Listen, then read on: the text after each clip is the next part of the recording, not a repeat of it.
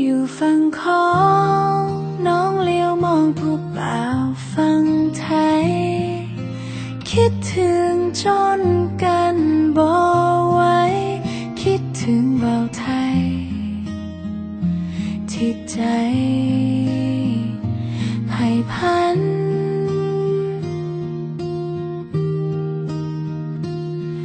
รักมาหลายปีด้วยใจนี้ด้วยใจนี้ที่มีความหวังด้วยรักและใจตั้งมั่นว่าสักวัน